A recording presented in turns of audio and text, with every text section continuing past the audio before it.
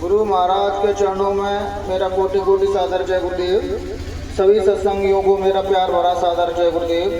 जय गुरुदेव, जय गुरुदेव। बहनों भाइयों, जब भी कोई जागा हुआ पुरुष धरती पे आता है तो उसकी बात हम कब तक नहीं सुनते जब तक वो हमारे सामने से अंतर ध्यान नहीं हो जाते। हमें उनकी सुध कब आती है जो जब तक वो शरीर में बैठे हैं तब तक हम शरीर से ही चिपके हैं, शरीर से ऊपर उठे ही नहीं। फिर तुम में और संसार वाले प्रेम में अंतर क्या है? कि संसारी का भी प्रेम तो शरीर से ही चिपका हुआ है। और आज हम सब भी लोग शरीरों को ही पीछे थोड़ा लगा रहे हैं कि गुरु महाराज के हमें वही शरीर चाहिए, वही शरीर में मिलेंगे हमें। तो तब किस वेद पुराण में किस शास्त्र में लिखा है कि गुरु शरीर है? गुरु तो एक ऊर्जा है, एक प्रकाश का पुंज है, जिसके भीतर वो आ जाता है वो गुरु हो जाता है। लेकिन अब लोगों को कौन समझाए कि भीतर जो बैठा गुरु है बाहर देख नहीं रहे और बाहर के गुरु ने ढूंढ कर रहे हो। बुद्ध पुरुष तुम्हें बुद्ध पुरुष बनाने आते हैं, वो ये नहीं कहते कि मैं बुद्ध पुरुष हूँ, तुम सब पापाचारी दुष्ट आत्मा, तुम सब बुद्ध पुरुष हो। मंच पे गुरु महाराज आते थे तो हाथ जोड़ के नमन किसको करते थे? वो नमन अपन सब लोगों को इसलिए करते थे कि आज जो सोए हुए हैं कल ये भी जागेंगे, ये भी सब बुद्ध बनेंगे, ये भी सब ज्ञानी ध्यानी बनेंगे। इसलिए तुम्हारे अंदर चेतना बैठी है, कोई सदगुरु के अंदर बैठी थी। कृष्ण भगवान ने कहा नहीं कि मुझ में और तुझ में कोई भेद नहीं है, बस भेद इतना है कि तू सोया हुआ है अभी और मैं जागा हुआ हूँ। इसलिए मैं अपने आप को भगवान कह रहा हूँ और तू नर है। और सदगुरु और हमें भेद कब तक है?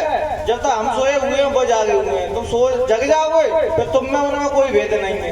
तो वही तो संतों ने कहा गिरह हमारा शून्य में अनहद में विश्राम। जो जग जाता है ना तो वो फिर जागा हुआ पुरुष बन जाता है। और जागा हुआ पुरुष क्रांतिकारी होता है, सोए हुए उसको बर्दाश्त नहीं कर सकते है, क्योंकि वो तो जन्म जन्मांतर से सोया हुआ है। अगर उसको कोई बाय पकड़ के झकझोरेगा जगाएगा कि तू भी ज्ञानी है, तू भी परमात्मा है, तुझ में भगवान में कोई भेद नहीं है, कब तक दूसरे के साथ पछीटा खाता रहेगा? अपने आप को तो जान तू कौन है।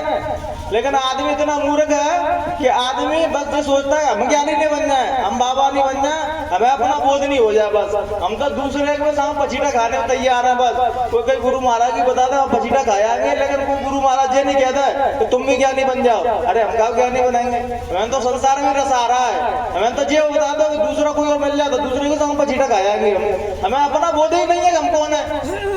जिस दिन तुम्हें अपना बोध हो जाएगा तो परमात्मा से तुम कम नहीं हो और ना तुम अलग हो परमात्मा से। अपन कह रहे हैं कोई सत्संग में आओ तो तुम भगवान मिलेगा तुम्हें, भगवान तो ऑलरेडी मिला हुआ है पहले से। तुम्हारे अंदर जो जीवात्मा बैठी है वो भगवान ही है, बस तुम उसको देख नहीं पा रहे हो। काम क्रोध लोभ मोह ईर्ष्या राग द्वेष के कारण, पर्दों के कारण तो अपने भीतर बैठे हुए परमात्मा को नहीं देख पा रहे हो। जिस दिन तुम जाग जाओगे तो तुम कहोगे मैं जा रहा हूँ वही परमात्मा जा रहा है। वो कहते नहीं क्या कबीर साहब कहते थे खाओ पियो सो सेवा और गुरु गुरु सो परकम्मा। तो तुम लोग कोई भगवान से कम नहीं हो, लेकिन तुम अपने आप को दीनहीन इसलिए समझते हो कि भाई मैं तो कामी हूँ, क्रोधी हूँ, लालची हूँ, इस वजह से तुम दीनहीन समझते हो।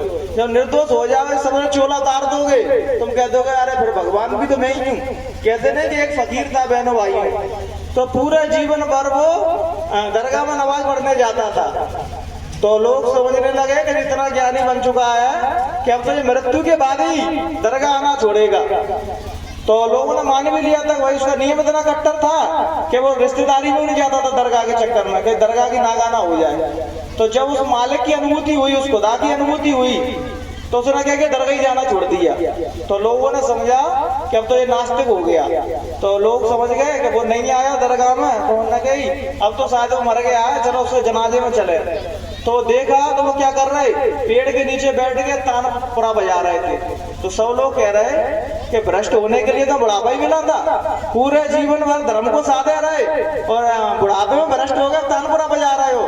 तो उन्होंने मूर्ख हो, जिस परमात्मा को केवल तुम दरगाह में देख रहे थे, अब ऐसी कोई जगह नहीं है जहाँ मुझे परमात्मा नहीं दिखाई दे रहा हो। सब जगह परमात्मा ही परमात्मा है, ऐसी कोई जगह नहीं जहाँ परमात्मा नहीं है। जय गुरुदेव। को यही प्रणाम देंगे, भीतर बैठे परमात्मा को देखो जब महात्मा आते हैं तो महात्मा जो बात बताते हैं उनको नहीं मानते और कर्म कांडों में उलझ जाते हैं और अपने जीवन की ऊर्जा समाप्त कर देते हैं कि खाली आए और खाली ही चले गए। भीतर बैठे हुए परमात्मा को प्रणाम करो और सभी से ये अनुरोध करूंगा कि अपने भीतर देखो, ईश्वर को कहीं बाहर नहीं मिलेंगे। ईश्वर जय गुरुदेव।